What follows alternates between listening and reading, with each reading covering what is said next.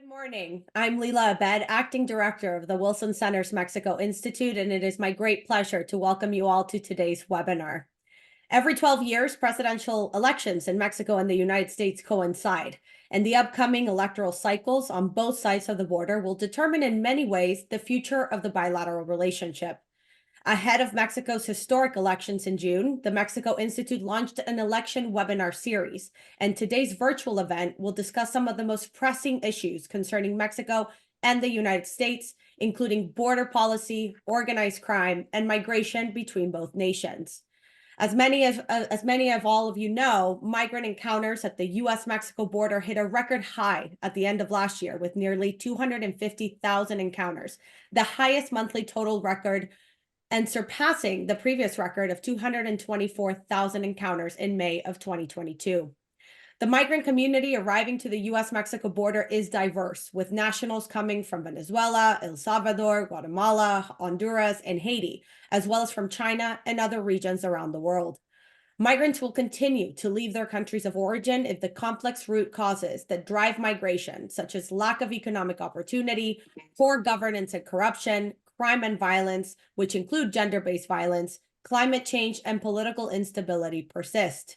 Meanwhile, migrants remain vulnerable to crimes perpetrated by criminal gangs, trafficking networks, and other criminal organizations. Many of these victims are women and children, particularly unaccompanied minors. And what remains clear is that Mexico and the United States, in conjunction with other governments and civil society organizations, will have to work together to solve this regional and global phenomenon. These are some of the issues that will be discussed in today's webinar. Before I turn it over to our wonderful moderator, Eric Olson, I would like to go over a few housekeeping items. We have simultaneous translation available for our viewers. On the bottom right-hand corner of your screen, you should see an image of a globe with interpretation listed below.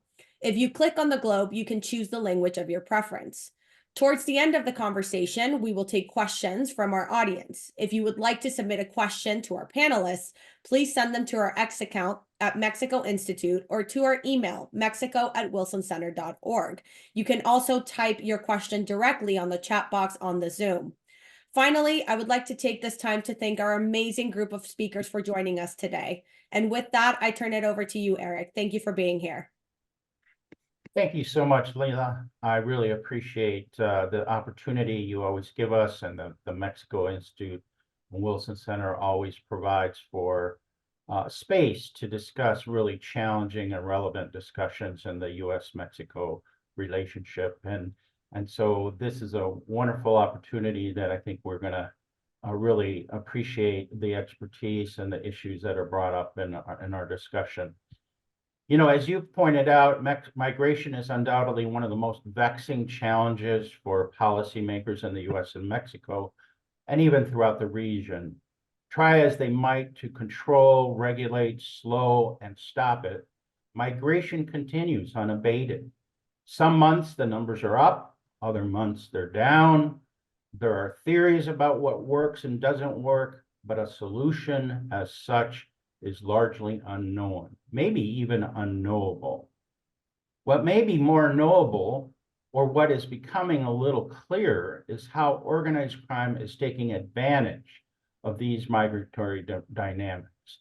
The central question for our panel is this: what are the consequences of current policy choices on northbound migration, and how has organized crime taken advantage of this? Put another way, how has organized crime taken advantage of the growing despair and desperation of migrants by preying on their dreams for a better future? To discuss these troubling questions, we have assembled an expert panel with vast experience in the study of migration, human rights, organized crime, and governance. We're going to kick off with a presentation by Stephen Dudley. Stephen is the co-founder and co-director of Insight Crime, a think tank and online investigative journalism site. He is also a former Wilson Center Fellow with the Latin American program and has contributed to numerous Wilson Center publications. He has published literally hundreds of articles on organized crime, and 2 books, the most recent being MS-13, The Making of America's Most Notorious Gang by from HarperCollins, and a winner of the Lucas Prize for Work in Progress. He was also co-author and project director of the June 2023 study, Unintended Consequences, How U.S.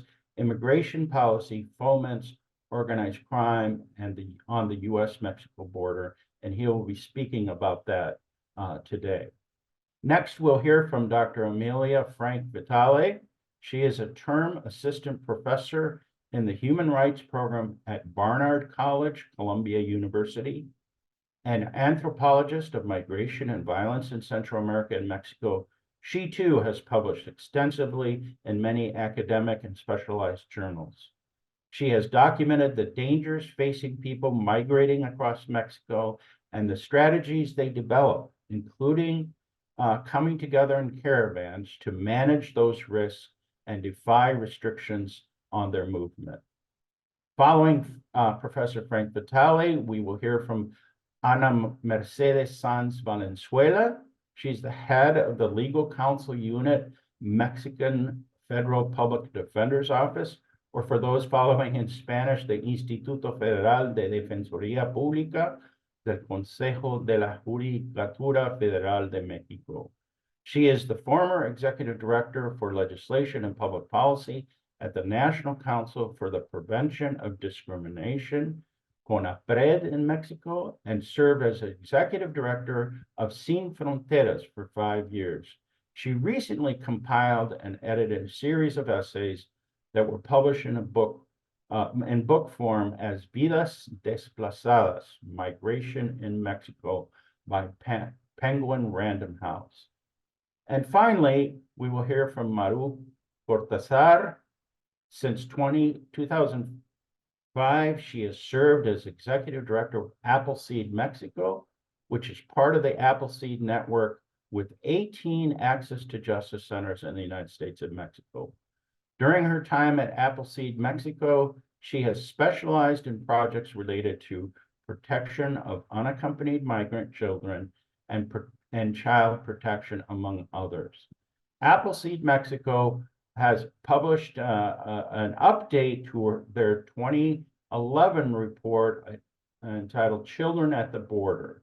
The 2023 update is entitled Children at Risk at the Border, Evaluation of the Protection and Care of Unaccompanied Mexican Migrant Children. And she will discuss that report today. So welcome to all of you. Thank you so much for joining us today. And let's get started. Let me turn it over to Stephen Dudley to get us going. Thank you. Thank you, Eric, and thank you to the Wilson Center and to the other esteemed panelists for being here. A little embarrassing to be the one to have to start this out, given the array of people you have there. There is no easy place to start this particular presentation. And sorry, I'm just kind of scrambling here just with okay, just to make sure. You guys can see the presentation okay, Eric? Great. Yes, we can. Yeah, we can move to the second slide if you would. I didn't really know where to start, so I guess the easiest way and the way that I guess find the most comforting as a journalist is just with an actual story of a person. His name is Ricardo Montes. Montes is Guatemalan. At the time we spoke to him, he was scrambling because the police were harassing and threatening him. There are, of course, many reasons why people leave. This was one of the main reasons for him. He had plenty of relatives who'd made the journey, but the costs were extremely different when they did it. It cost them about $5,000. He was quoted $10,000, but he agreed. This is typical these days. Costs have risen exponentially. Much of this is due to the changing nature of the routes and the changing nature of the smuggling networks themselves. The routes have changed because U.S. policy has changed.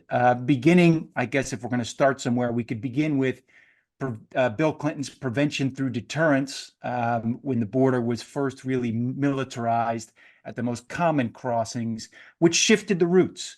You can move to the next slide, please.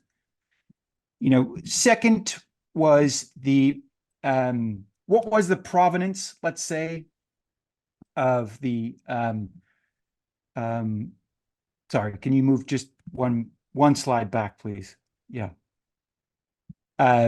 Second, what was the provenance of small, almost mom and pop operations, where people knew each other and families used the same smugglers over and over, has become the provenance of large criminal groups. You can see the map here, some of those criminal groups there. These are big names like the Gulf Cartel, Northeast Cartel, which is a remnant of the old Zetas cartel. But there are others, many others, many others, as Montes would also find out. And that is part of the problem. Montes, for his part, drove to the Guatemala-Mexico border, where he handed his smugglers his car. This is typical as well. Migrants mortgage their homes, hand over their cars, arrange to do hard labor, often when they arrive in the US to pay off their smuggling fees. The hard labor can often veer into exploitation and sometimes even qualify as human trafficking, but migrants don't often see it that way. So this is a huge gray area in terms of enforcement.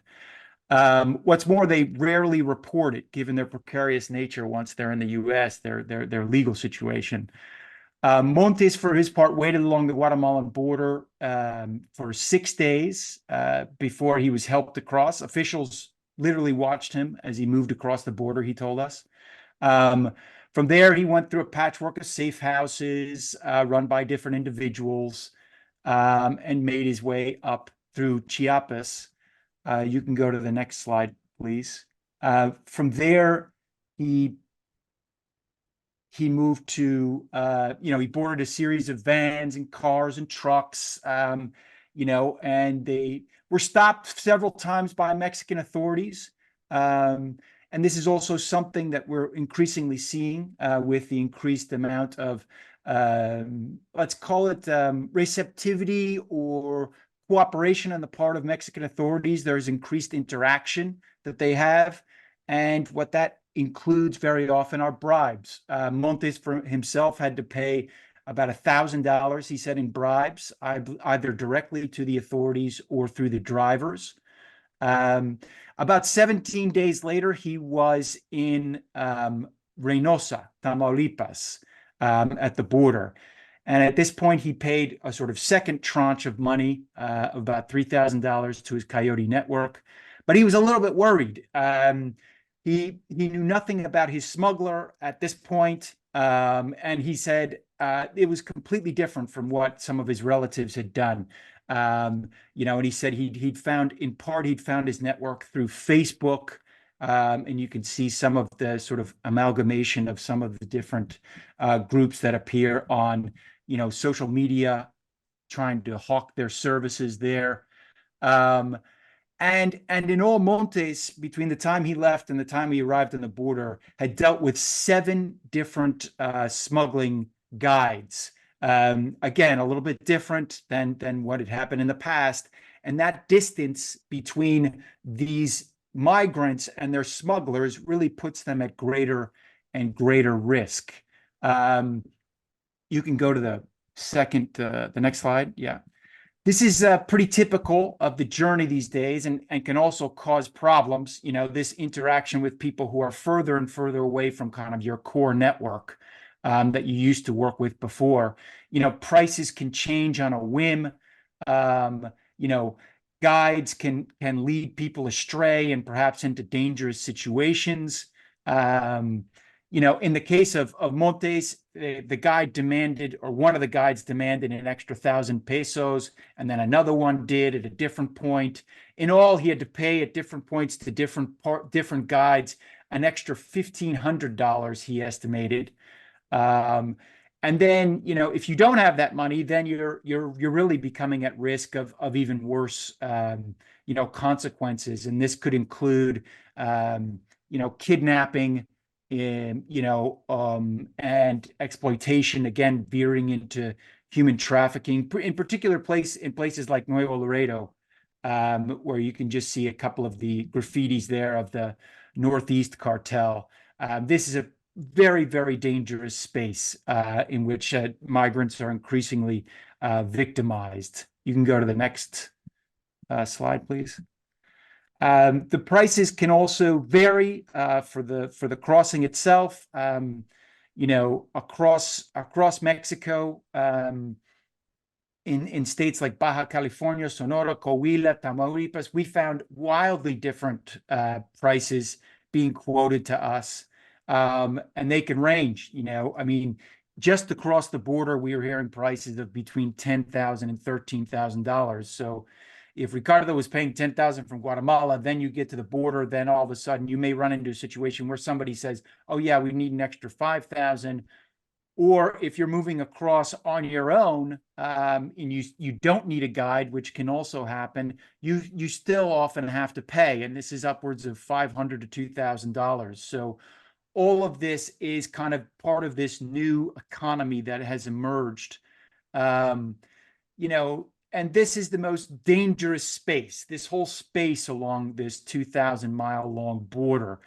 We are in Matamoros, and we talked to migrants who'd crossed Colombia, the Darien Gap, Central America, and they all told us the same thing, that Mexico was by far the worst.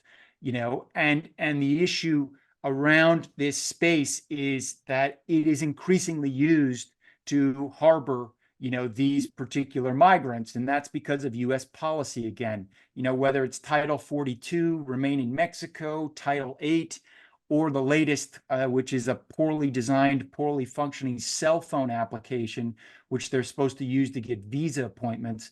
The whole point is to keep them on the Mexican side of the border, and this is where they are the most vulnerable. You can go to the next slide. And all of this is part of what we at Inside Crime anyway, we're terming the industrialization of migrant smuggling. Entire towns along the border have been industrialized in this way. One that we went to is Altar, Sonora, and it's been transformed from a kind of agricultural village to basically a staging area for migrants. Small storefronts have been converted into mini hotels. Local stores sell scores of camouflage gear, flashlights, thick socks. Entire fleets of mini buses are rumbling in and out of the town. At the exits to places like Sasabe, which is the crossing point just north, large, in this case, we were told they were Sinaloa cartel representatives, were standing, with a clipboard, literally with the list. They were checking each person in the back of that were sort of loading into the back of this pickup truck and headed out, that each one of them had paid what we were told was about $100 per head, a kind of exit fee or a crossing fee, however you want to think of it. So if you think of the thousands and thousands that are going through just Altar on a daily basis, it can give you a sense of the size of this criminal economy that has emerged for these large criminal groups. Montes, for his part, Ricardo was actually quite lucky. At the border, he paid his second $3,000, and then when he crossed, he paid a third $3,000, and he made it. And in total, he estimated he paid both the Coyote network and then all these kind of extra fees along the way, these bribes, and let's call them service fees for lack of a better word, about $13,000. So we can just go to the last slide here. So what are our big takeaways? I guess, three big takeaways as it relates to changes of U.S. policy. In our estimation, the U.S. policy has really made for what is an increasingly large business of migration and migrant smuggling, which wasn't necessarily the provenance of these large criminal groups as it is now. The earlier estimates of this were, you know, the DHS, for example, had a $500 million annual, you know, estimate for migrant smuggling. The United Nations at one point talked about it being between $5 and $7 billion. Actually, from our estimates, those may be underestimates. You know, it's just if we consider 2023, the record number of 2.5 million migrant encounters along the southwest border. Now, of course, many of these are encountered more than once, but let's just assume that half of those, you know, are the migrants that tried to cross. So 1.25 million, and let's estimate that they paid what Ricardo paid, you know, $10,000. You know, already we have a $12.5 billion industry. And that's just along this particular corridor in this particular space. Now, that doesn't mean one criminal group controls every aspect. In fact, from what we can see and what we can tell in terms of the way that these larger criminal groups are responding to this, is that they aren't putting forward their own infrastructure, their own personnel, their own resources to assist in the smuggling. And they aren't using the migrants to smuggle drugs or anything like that. They're mostly simply collecting these kind of tolls that I mentioned earlier that we saw in Altar, this kind of like, you know, $100 a head sorts of things. And in some instances, they are extracting ransoms from kidnapping victims, of course, and they are trafficking victims themselves, mostly young females, but of course not exclusively. So that's where the kind of larger criminal networks fit in. But again, big business largely having to do with these shifts in these corridors, which are overlapping with the corridors that these larger criminal groups control. The second big takeaway is that US policy is putting people in harm's way. I mean, the whole idea of remain in Mexico, you know, Title 42, all of that was to keep them there. You know, and that is the most dangerous space.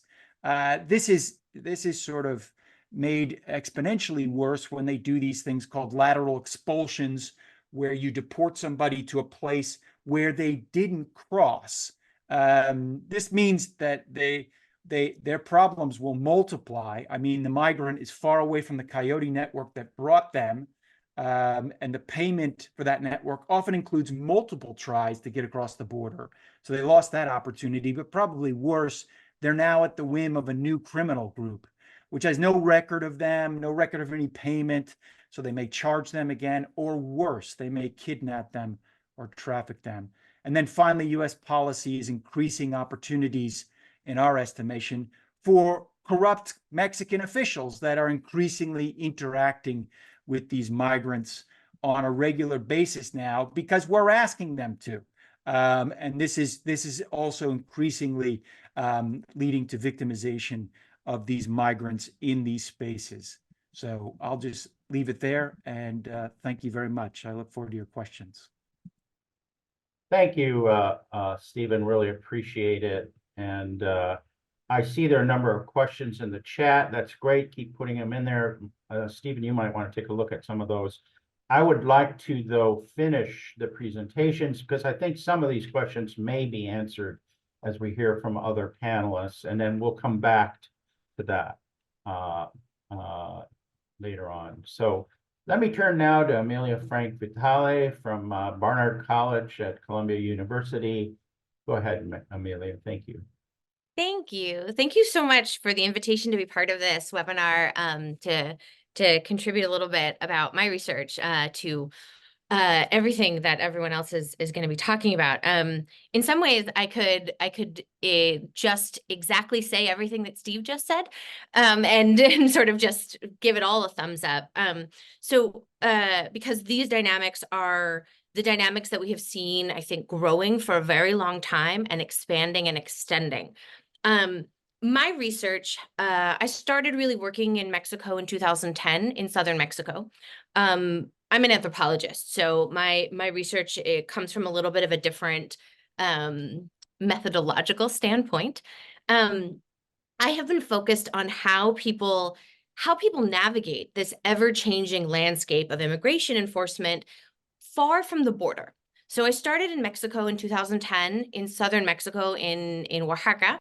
And over the years, I have spent time sort of all across Mexico in many different places where people who are not Mexican congregate in their attempts to get across Mexico. Spent some time in Altar Sonora, which has been a staging ground and has looked so different over the years as what it means to be a staging ground for migration has changed. But after years in Mexico, I shifted focus and have really been focused specifically on Honduran migration. And I lived and worked in San Pedro Sula in Honduras for a number of years, focusing on what happens with young people when they are deported back to Honduras from both Mexico and the United States. And so across the time that I've been working on transit migration, on Central American migration, on people trying to get through Mexico, there's a couple of sort of clear takeaways that I think I want to just put out at the beginning, and then I can go into some of the details of this. One is, as we are talking about approaching this moment of elections happening in both countries, is this bipartisan approach to migration management in both countries, both parties in the United States, all parties in Mexico, and both countries have come to agree or have generally been engaged in a similar approach to dealing with migration. One is this logic of prevention through deterrence, which Steve Dudley mentioned, the idea that by pushing people into more remote territories, by making migration harder, it will deter people. And the other feature of this has been a growing collaboration with keeping people from getting to the US-Mexico border. So this has been growing for a very long time, really starts in the 1980s, but has intensified in many different ways since then. There's a particular turning point in 2015 under the Obama administration when Mexico for the first time detains and deports more Central Americans than the United States does. And these kind of dual approaches that have been agreed upon or enacted by in different ways and with different sort of scopes and framings by different parties in both countries, have resulted in, I think, a clear trajectory that has grown over the years, not just at the US-Mexico border, but all the way through Mexico and into Central America, which is that it pushes people into the margins. This increased enforcement, it does sort of it does do what it's intended to do in the first half. It does push people into the margins. It does make migration more expensive. It does make migration more dangerous. But what that does, rather than deter people, is it pushes people into the areas where actors who are already knowledgeable about the illicit economy, actors who are already working in the margins, where they know what to do. And they know how to survive, and they know how to get things through space without detection.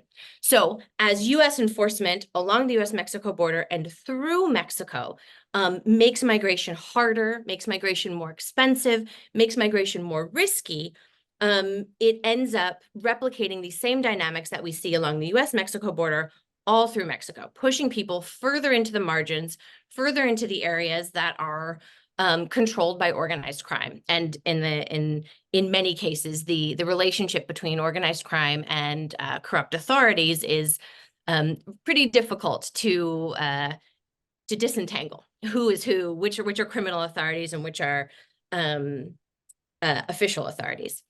But one of the things that I want to suggest here is that all of this policy is kind of premised on two fundamental misapprehensions or misconceptions about what is going on with migration.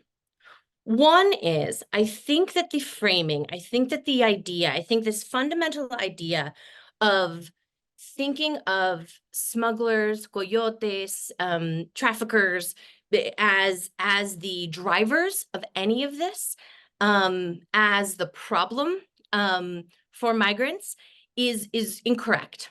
I think it really underestimates the extent to which people's decisions are shaped by the paths that are available to them, which are very, very few, and smugglers become an essential lifeline.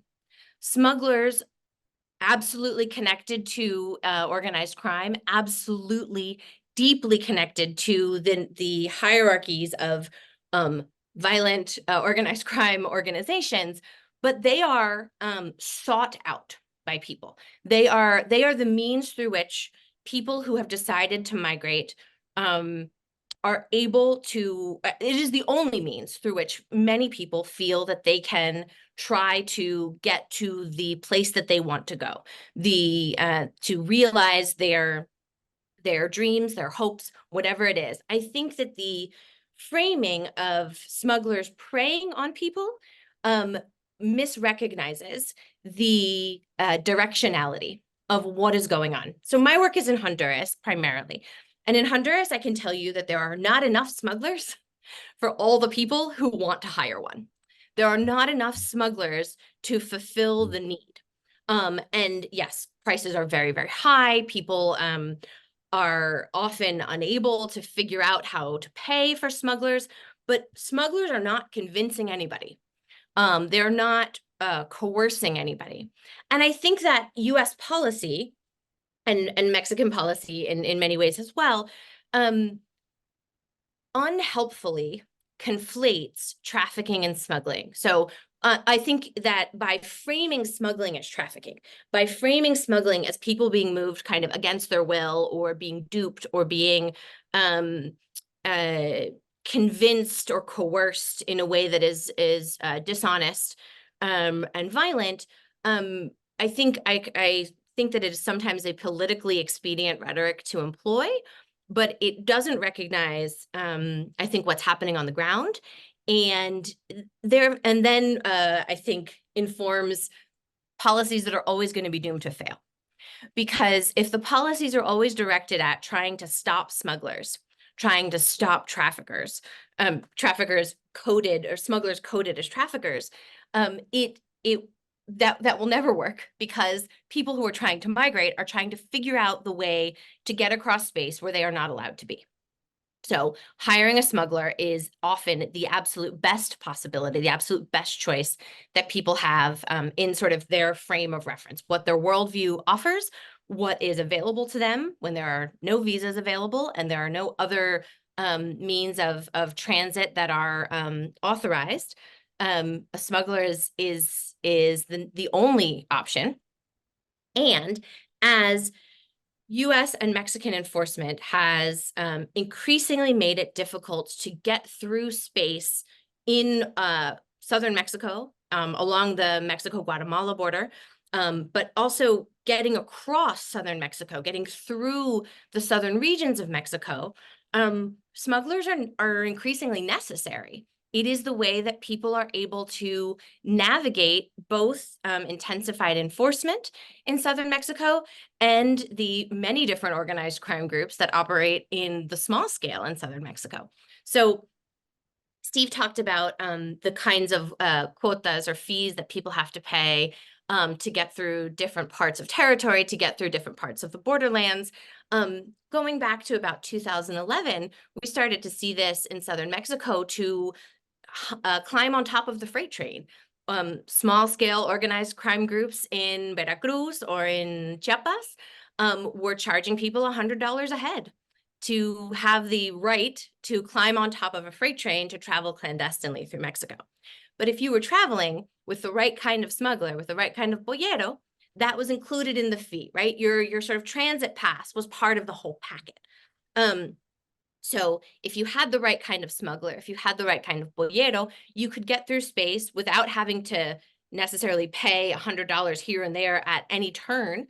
And you could also be better assured, not only that you wouldn't get detained and deported, but also, I think more importantly, that you wouldn't get kidnapped, that you wouldn't get trafficked, right? The dangers of labor trafficking, sex trafficking are real, but often that is what befalls people who aren't already paying up, who aren't already contracting with the right people, who have the right connections, who have the right means through which to get through space. And so I just want to close quickly by saying how much what we see happening along the US-Mexico border, where enforcement pushes people who are insistent, who are determined to migrate, into the hands of organized crime groups and corrupt officials who work together with those organized crime groups to get people through space where they're not allowed to be. We see that same dynamic happening all through Mexico, replicated with all the violence and all the suffering that implies all through Mexico over the years, and increasingly further south as well.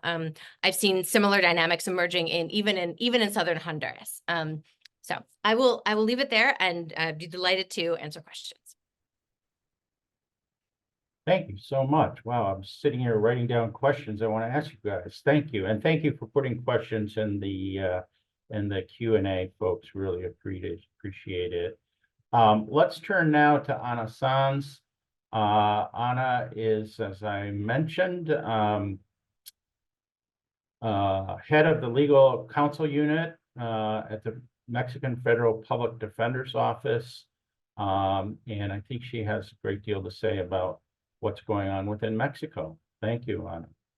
Thank you, Eric. Thanks, everybody. Thank you to the Wilson Center. It's really a great honor to be here. Well, the relationship between security and migration is complex and has become a major issue. It's crucial to avoid falling into simplistic narratives that automatically associate migration with insecurity. I will try to address two aspects. The first one, the fact that displaced persons, migrants, and refugees are target for criminals and organized crime at every level. And second, the disturbing trend of scapegoating migrants for insecurity and societal problems. Migrants have become an easy target for crime in recent years. For more than 2 decades, kidnapping of migrants have been documented by the National Human Rights Commission and various organizations dedicated to assisting migrants, such as Doctors Without Borders and WOLA. This is particularly concerning because migrants face many barriers to accessing justice and filing complaints. Although there is a unit for investigated crimes against migrants attached to the Attorney General's office, the number of cases opened is very low in relation to the number of migrants living or passing through the country. It is common for the media to speak about migrants being rescued from human traffickers, and the number of complaints that are actually filed is clearly much lower. According to a Home Office study with data up to 2022, the crime reporting figures appear to display a similar trend to the number of encounters recorded by the Immigration Authority. Since last year, the practice of immigration detention in Mexico has been modified, mainly due to 2 factors. The first one is the fire at Ciudad Juárez Detention Center on March 27, 2023, and the second, the approval of a mandatory judicial precedent after the Supreme Court of Justice voted a case in March 15 that establishes that immigration detention cannot be extended for more than 36 hours for it to be legitimate. With these shorter stays in immigration detention centers, there may also be a drop in the number of complaints that can be filed, so it will be important to see how these figures evolve. It is also clear that migrants in Mexico are in a bureaucratic trap. The issuance of documents that prove regular stay in the country is taking months, even for those who can afford lawyers who are initiating amparos to achieve the issuance of documents. Likewise, asylum procedures are lagging behind, and it is now even difficult to obtain a document that proves the initiation of an asylum application. It is clear that their irregular situation puts them at permanent risk. The most frequently reported crimes are theft, migrant smuggling, kidnapping, human trafficking, extortion, homicide, corruption, and sexual violence. Despite having access to a visitor's card for humanitarian reasons, migrant victims of crime in Mexico are often deported before their complaints can be filed. The graph that I'm going to show you shows a significant increase in the number of visitor cards for humanitarian reasons issued to victims or witnesses of serious crimes compared to the number of crimes reported. This trend could have multiple interpretations. The cited study attributes it to the inclusion of witnesses, not just victims, and the reporting outside of immigration detention. However, it is also possible to consider, I'm going to try to share my screen so you can see the graph.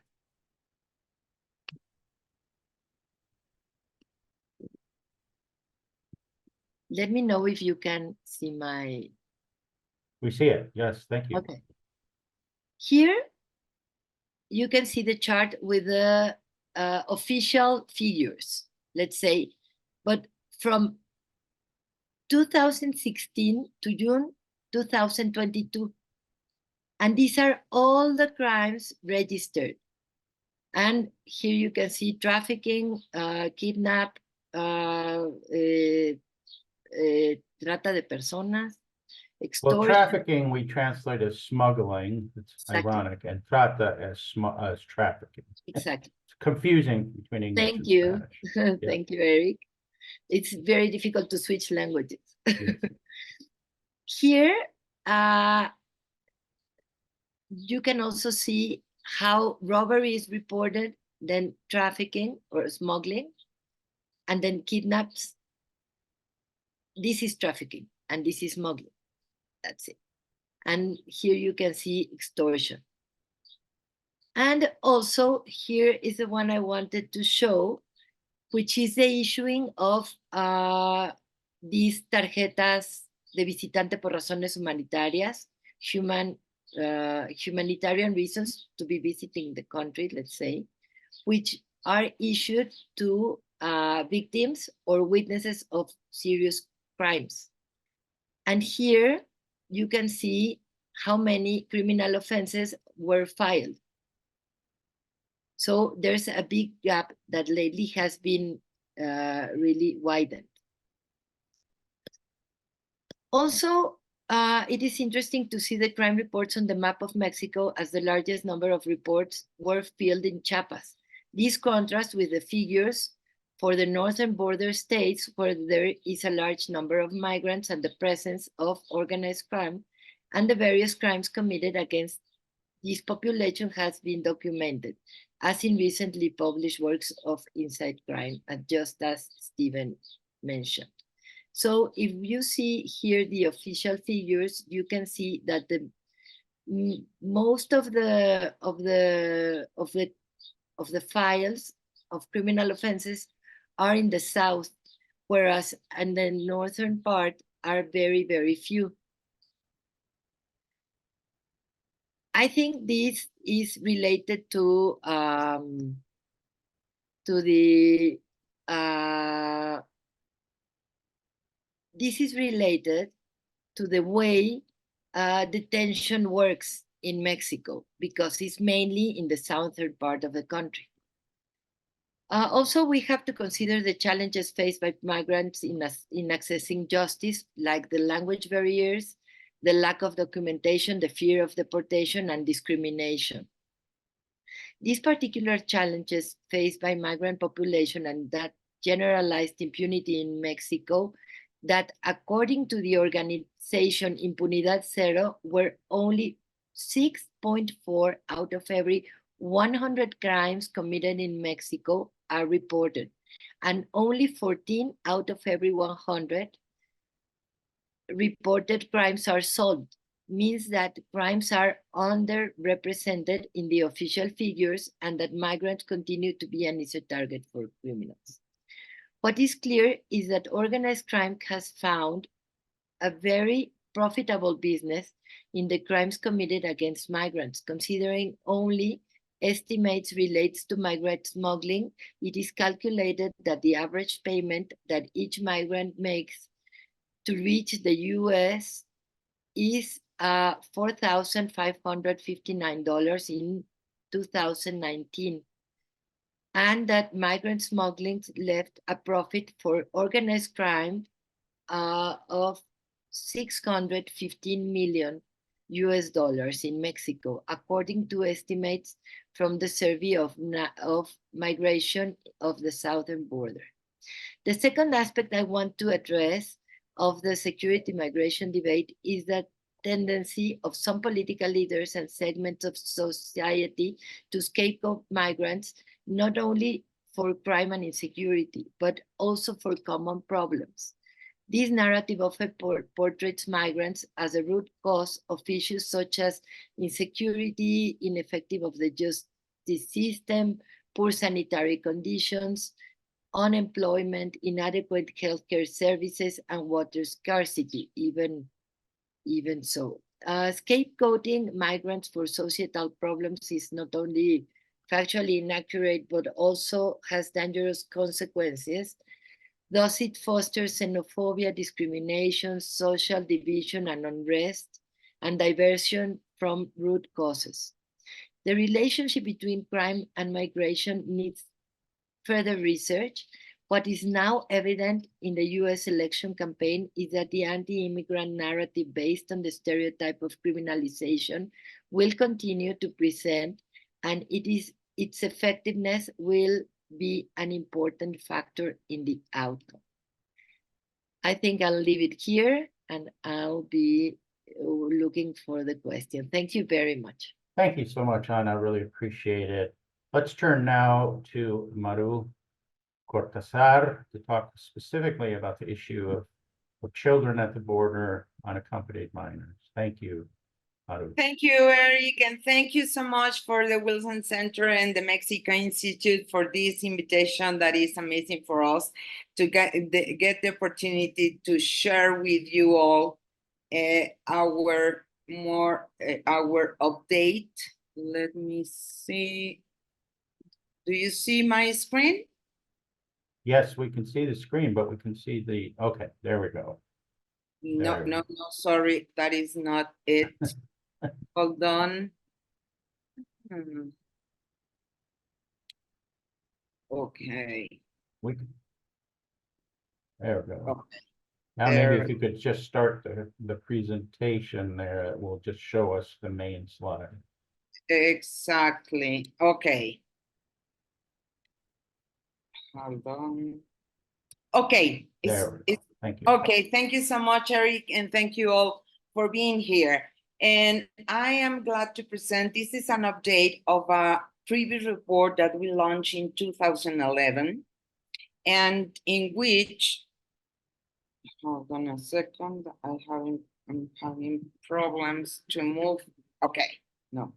Okay, and this is a very important research that we did for more than 2 years, and we think because it's all about pro bono assistance. We have a team of more than 65 lawyers from these law firms that they spend more than 100 of hours searching. So we have a very robust, legally speaking, report talking about the legal framework of the unaccompanied minors from Mexico, and we describe and review the different laws and policies in both countries. So we really thank all the law firms that have helped us. And I was, as you were saying, Eric, this is an update of the 2011 report, Children at the Border, that we did. And we started studying, and we have been working around this issue since 2008. Okay, This report, it was very well received in the legal community and in the government entities. And we have the opportunity, and it was a very important for us, that we received the first place as an award of UNICEF Mexico as the best investigation. But this report made at that time possible to work with different government institutions in Mexico, and we saw and help, and we were invited as Appleseed Mexico to be part of the protocols that they create for the consular network, and we were invited to review also the protocol in some very important legislation. In fact, for instance, in 2014, it was the general law for kids in Mexico, and if this law has a chapter talking about unconfined minors. So after that, and unfortunately, that we saw the problem 10 years later, the problem is still there, and even worse. So I just want to let you know, for instance, that in our report in 2011, we focus our research in the TVPRA. As you know, is the William and Wilberforce, the Trafficking Act. That I have to say that this law has a very good spirit of protection. Unfortunately, there has two different protocols for the contiguous countries, that in this case for the US is Canada and Mexico, and according to the statistics, you can imagine that unconfined minors are more coming from Mexico. So you have two different protocols, one for the contiguous countries and one for the other nationalities.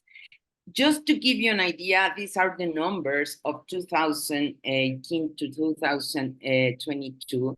And you can see the blue is the numbers or repatriation of unaccompanied minors. This is very important because, for instance, 8 of 10 Mexican children repatriated from the US are unaccompanied minors.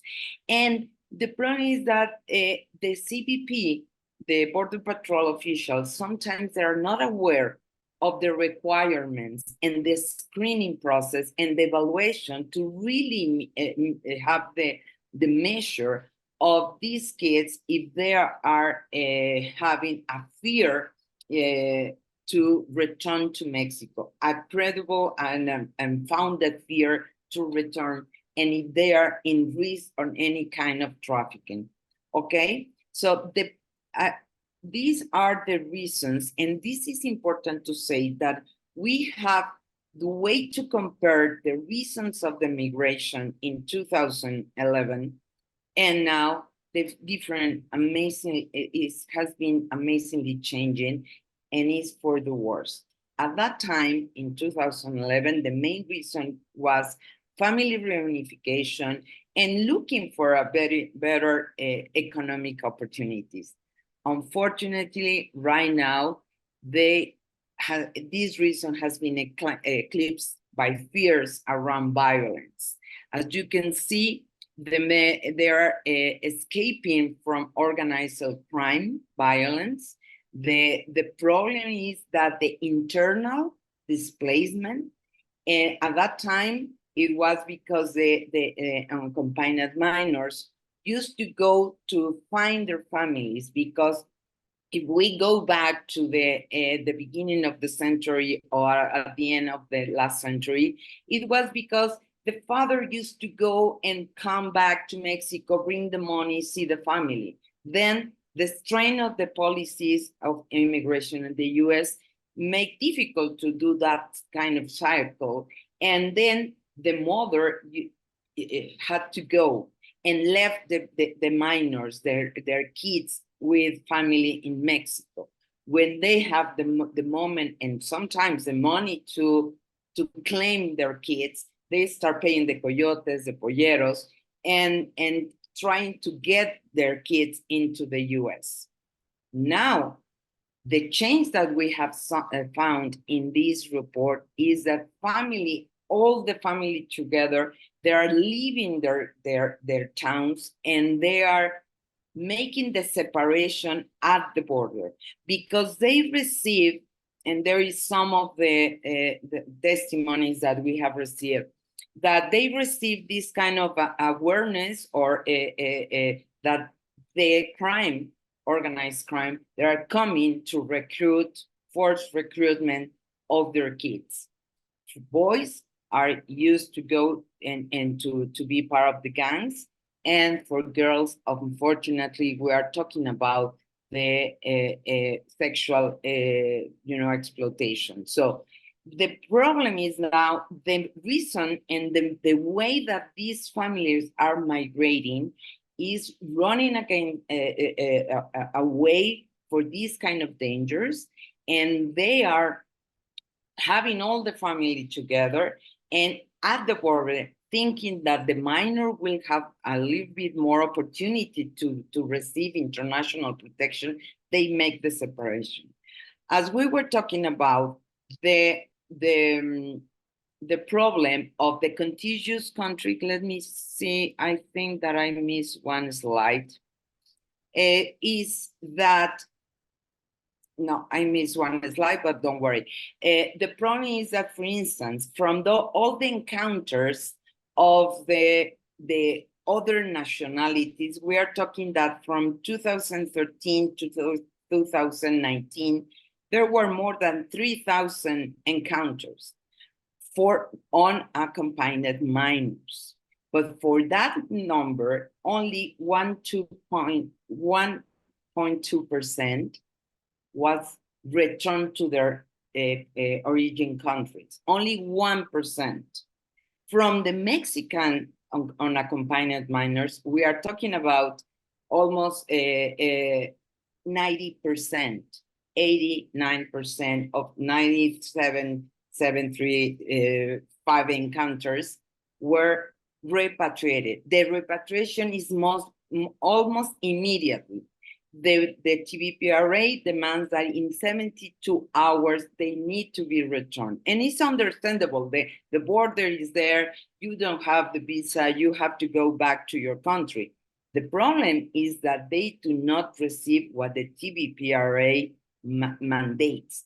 The requirement of TVPRA is to have a right screening of the founded fear of trafficking, and that they need to get, for instance, an attorney that they do not receive, or at least a good screening process of the best interest of those kids. Even international organizations in the US, they always are telling us, please keep the focus on the Mexican unaccompanied minors, because we do not have time to protect them, to go into that.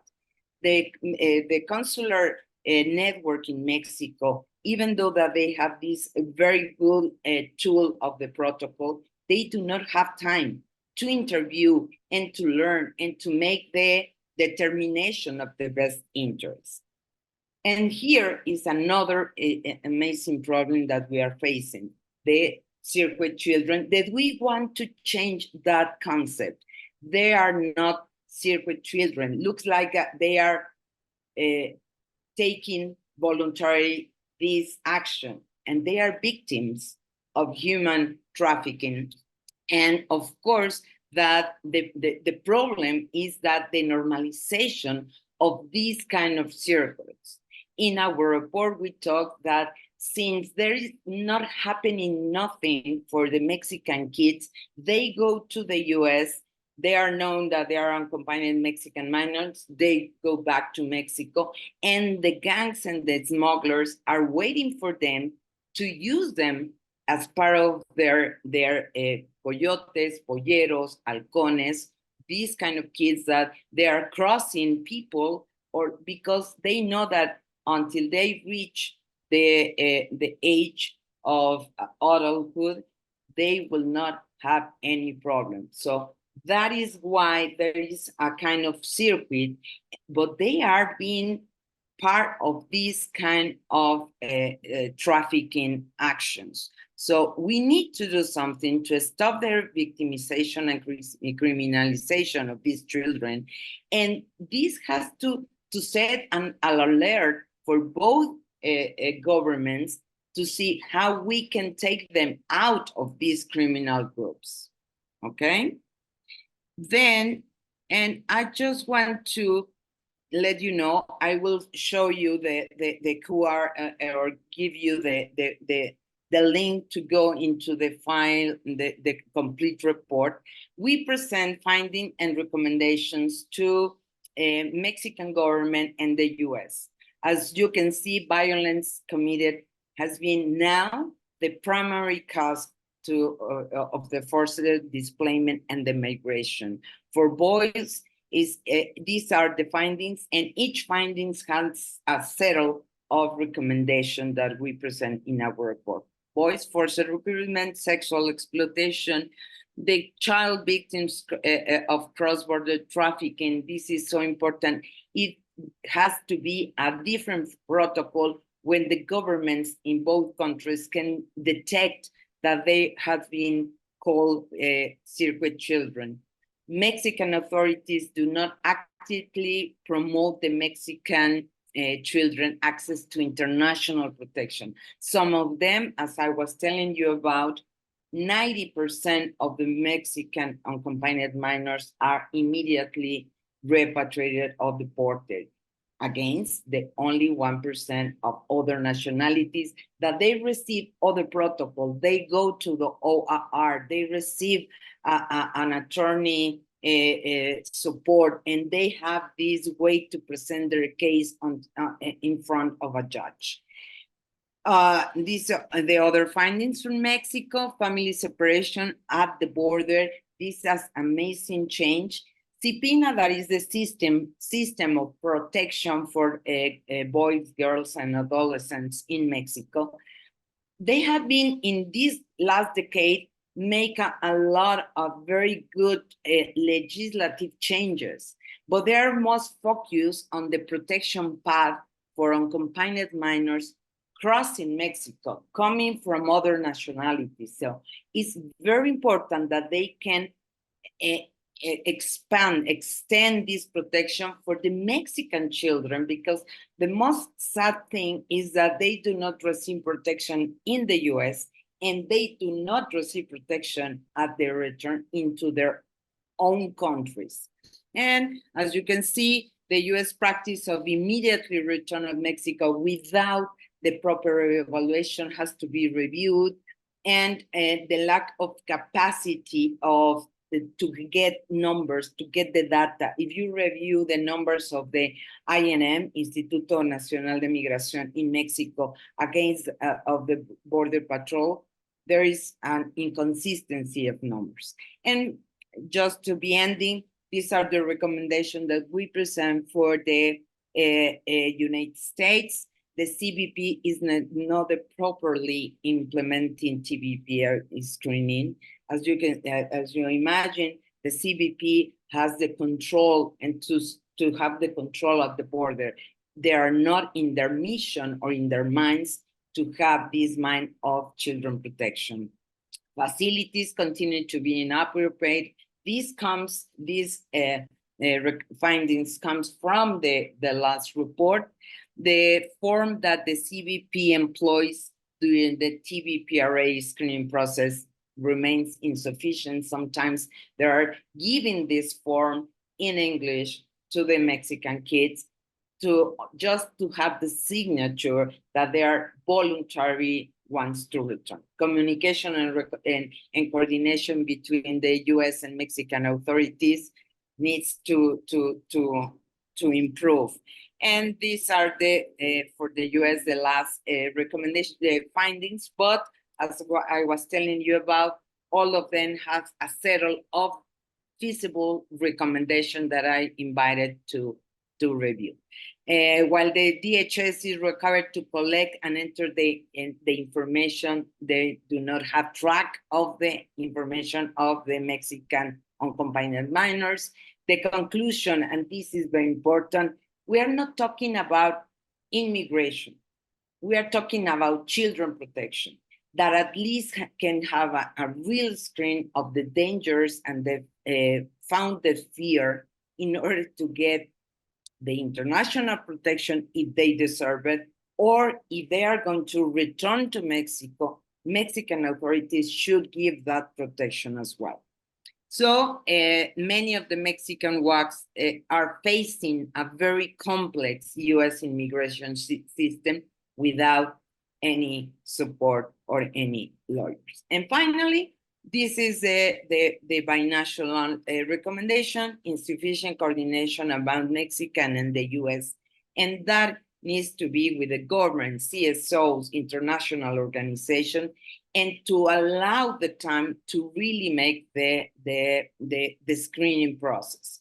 The family separation at the border, as Amalia was saying, is not because they want it, and the smuggling guns sometimes are the only way to be safe, because we are talking about that they are really having these displaced.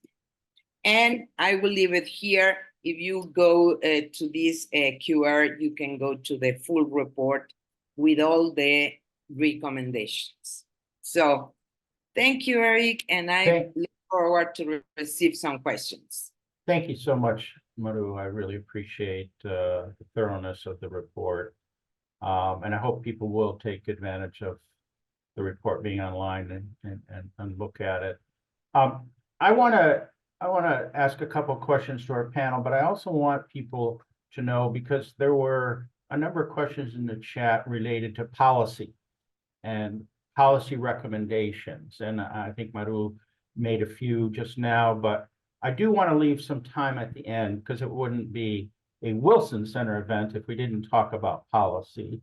Obviously, you all have been great at analyzing the challenges, the problems, the really difficult situations, but we want to get to policy towards the end. But let's have a couple questions here to begin. I want to, you know, these are all random, and others can feel free to answer them. But one thing that really jumped out at me, Amelia, what you were saying, and I have studied Honduras a great deal, and I know Stephen has done a lot of work there as well.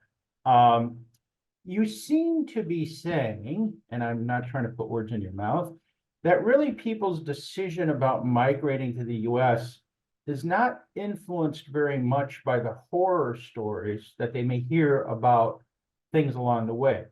People may tell them, you know, you will be abused, you may be killed, you will be extorted, you may be raped, you know, every horror story.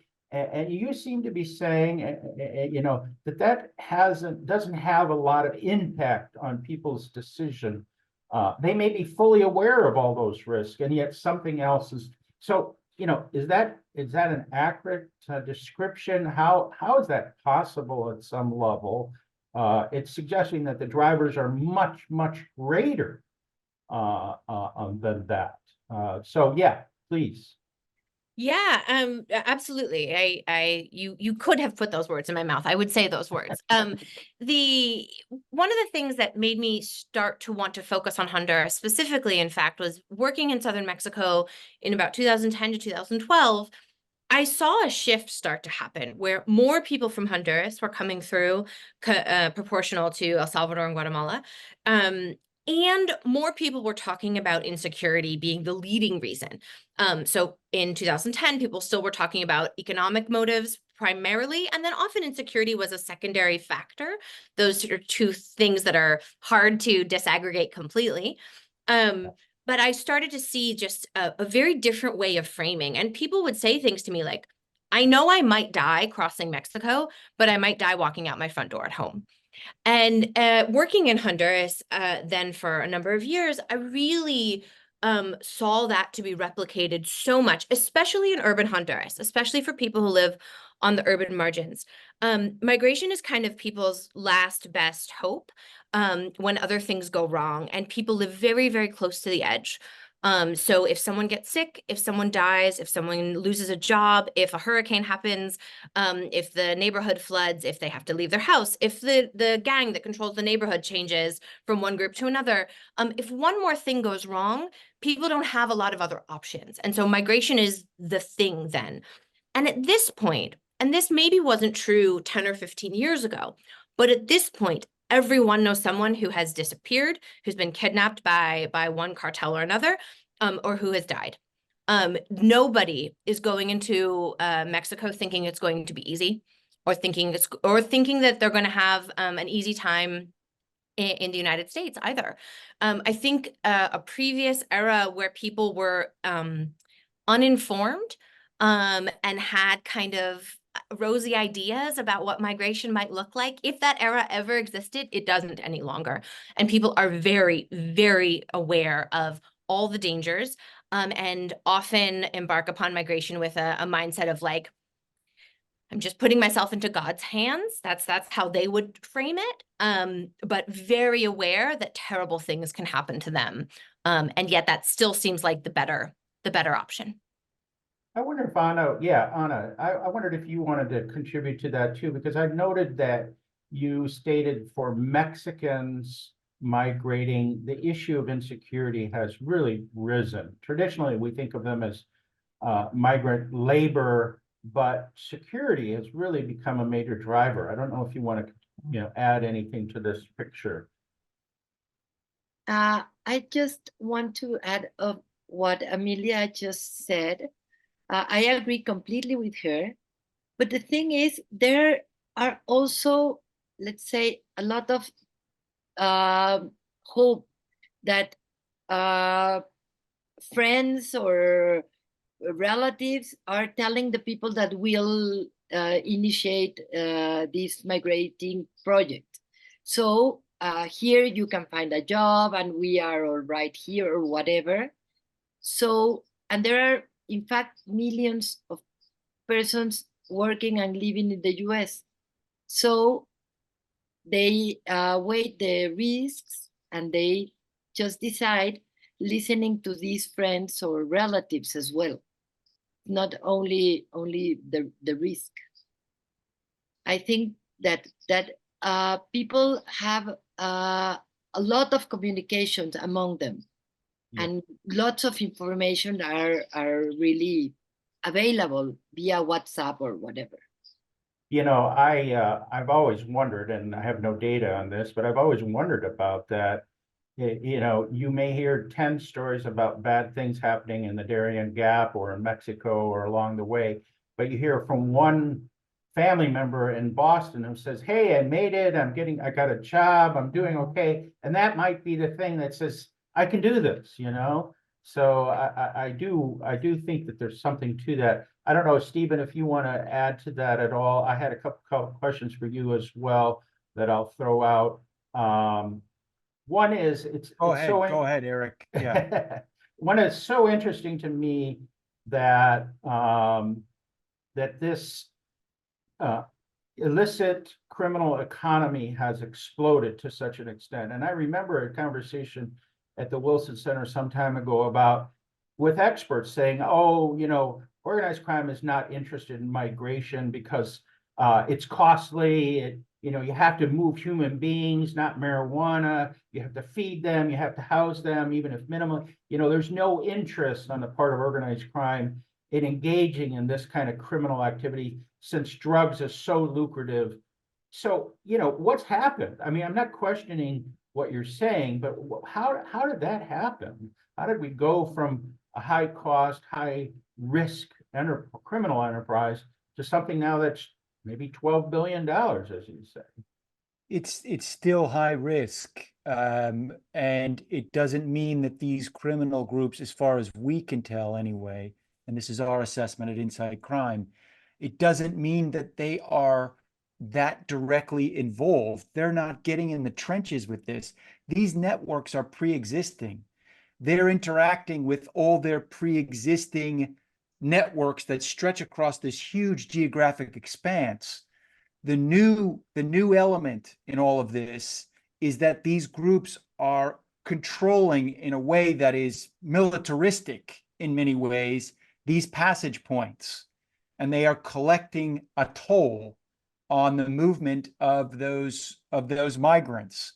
They're not, as I mentioned in the presentation, they're not necessarily involved providing the infrastructure. They're not providing the minibuses. They're not paying for the camouflage booties. You know, I mean, they're literally just sitting there with a, you know, with a piece of paper, checking off to make sure that everybody has paid the $100 a head at different points. And that those points are also moving south now. Look at what's happening in Chiapas. You know, in Chiapas, a place where we did not have reports of mass kidnappings. We have them now. And this is because of a migration south of this phenomenon that really began along the Mexican-US border, really began with the Zetas and the Gulf Cartel in that specific corridor that was known as that was the area you absolutely wanted to avoid, but everybody went through there because it's the closest point of entry. So it made sense for them to go through there, and the trains went up in that direction. So it was like, all right, well, let's go that way.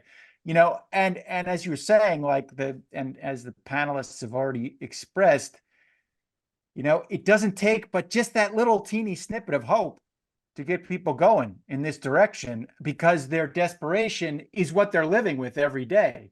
That little hope is like out here, and that desperation is right here, right in their face. So whether it's economic or whether it's security concerns or whether it's family situation, maybe they're being abused in their home, or, you know, maybe they're LGBTQ and they can't be around anymore, you know, whatever the situation might be. So there's all kinds of sort of push factors there, but the pull factor only has to be like this big, you know, for them to be, you know, getting on the top of that train and whatever, paying $50 to $100 to make sure that they can sleep safely at night. So it's not that these groups are getting entrenched in this criminal enterprise in terms of providing their own infrastructure. It's that they're collecting much more of the tolls and controlling those spaces in a much more militarized fashion. But let me just ask a follow-up, I mean, I hear what you're saying. They're not dumb entrepreneurs, right? They take they collect tolls, I'm sorry, and avoid risk. But somebody is engaging in the risk of moving these people. I mean, Juana from San Pedro Sula is not getting to the US border on her own. She's going there with other people. So what are the groups that are maybe not the toll collectors at the top, but are really engaging in the movement, illicit movement of people? And is it lucrative for them, or is it not that lucrative? Go ahead, Stephen, Amelia. I want to come back to Maru too, but go ahead. Yeah, I just quickly from our perspective. Yeah. The first kind of layer of that are the pre-existing networks. There are already dozens and dozens of networks that already existed. Right. They may now be overlapping with other networks because they have to intersect so much more with these different criminal groups that are controlling these spaces. So you've added a kind of another layer on top of them. And as you move further and further away from those kind of intimate, I'm going to call them, for lack of a better description, mom and pop networks, you know, we're providing a service. As you move further and further away, the migrants run into more and more trouble. They are more and more vulnerable because that space is going. They used to have like a situation where family would just use the same coyote network over and over and over again. That was the system, you know, and now it's all kinds of different groups layered on top of each other. I'll stop there and let somebody else jump in. Amelia, you wanted to get in here a little bit. Yeah, I'll just add that a lot of the people who end up doing the like physical work of moving people across Mexico are migrants themselves, are people who have tried to get through Mexico and been unable to get out of Mexico, who've been unable to successfully cross into the United States. And one place, maybe they were fleeing all sorts of things in Central America, but one opportunity that arises for them is to be folded into organized crime operations in Mexico. So a lot of the polleros, a lot of the guías, the caminadores, the young guys who physically move people across the train lines or on the buses or however, or in cars, however they're getting people across Mexico, are migrants themselves who are finding a niche for themselves in illicit economies, including people smuggling. Would you say they're trapped in that? I mean, they couldn't get through, they don't want to go back. This is something. So I have an article that I call Stuck in Motion, where specifically, I talk about that people want to one day get out of this, but this is where they find an opportunity and they also have developed some capital trying to cross Mexico multiple times. They learn some of the ways to get around certain things. They learn who they have to connect with, and they are able to leverage that to get other people across Mexico until one day, most of them hope, they will be able to save up enough money for the brinco to cross the US-Mexico border, or some other opportunity will arise. Great. Let me shift a little bit now to the policy question, and I wanted to start with you a little bit, Maru. You were the one that discussed policy more specifically. One technical point, we made a distinction between smuggling and trafficking. There's a legal distinction, but when you're talking about children, you kind of automatically are talking about trafficking and not smuggling. Correct? Am I right about that? I mean, it's not like a child has the ability to decide to be smuggled. They're minors, and so I think legally they're treated differently. I would ask Anna about that too. You have a legal background in these areas, but am I correct about that distinction? Is that useful at all?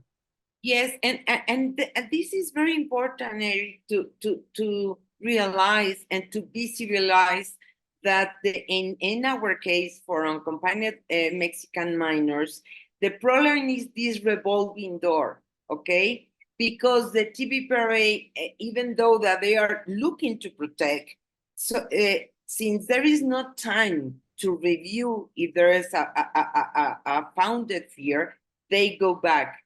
And we knew and we learned that in some cases, these traffickers are going into the shelters and take them out and use them to be part of these gangs, to move people, because there is any, I will say, consequence, okay? So they go to the States, even though that they can be captured, they, in the US, they prefer to send them back instead to open a legal case against them.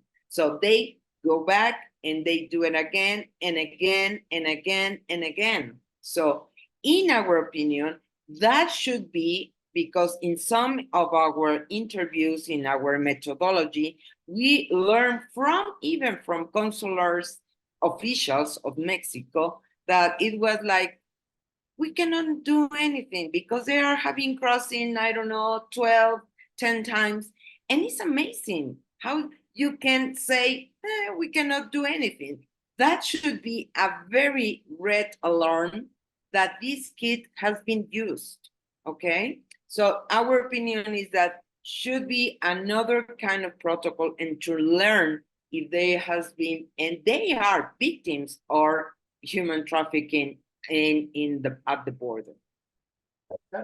Just to ask on that question, is it that there aren't adequate protocols right now? We need a new protocol, or is it that just really the enforcement and implementation of the protocols There are is some inadequate? protocols. As I was telling you about it, in 2015, the Mexican Consular Network with UNICEF create a protocol that, in our opinion, is very good. But until this moment, we have not been able to get numbers and evaluation of the result of those protocols. In some consular offices, they use it as a Bible, but in others, they told us that they do not have the time to implement the whole set of tools of the protocol. But in this protocol, they do not have a special protocol for the circuit minors or the victims of trafficking. And finally, to give Anna the time to talk, is that for the US, the officials of the CBP, they do not have a good protocol of the screening process, and they are not the ones the people that should make this kind of screening process, okay? That is our opinion. So the protocol has to be reviewed and has to be created as a binational way to prevent this kind of risk for kids. Thank you. Thank you. Ana, would you like to add to, you interface a lot with the Mexican government. What do you think? Well, first of all, it's very difficult with teenagers from Central America because they consider themselves as grown, as adults. Probably they tell you things like, yes, because I am already an adult, I need to help my family, I already have a baby, so I have to send money. So they don't consider themselves as minors. So that's a problem. Like, our legal system doesn't adequate to their cultural understanding of themselves, first of all. So it is very difficult to have them in shelters, especially if they are not open door shelters, for example. First. And second, I wanted to add of what Amelia was talking on, how this network is really widened, and in the bottom you can find even, let's say, taxi drivers, or I don't know, whatever people that do get prosecuted for trafficking. And usually the owner of the big trailer or whatever, we never know who those companies are or how do they move the big bosses. They only prosecute like these last pieces of this huge chain, as Stephen has explained. So I think those are the remarks I can add to what my colleagues have just said. Thank you. I guess I would ask Amelia and Stephen to comment a little bit on the sense that, the border wall, the tightening of crossings in the US has had this sort of unintended consequence of driving people into ungoverned spaces. And what would be the alternative, I guess? I think I sense from some of the audience members the sense of, well, do we just give up? I mean, what is an alternative here to the standard approaches, especially from the US side, to the border?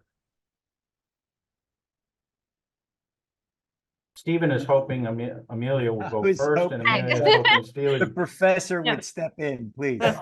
Well, I'm going to answer this question a little bit of a different way and say Okay. that it has both pushed people into ungoverned spaces and hyper-governed spaces.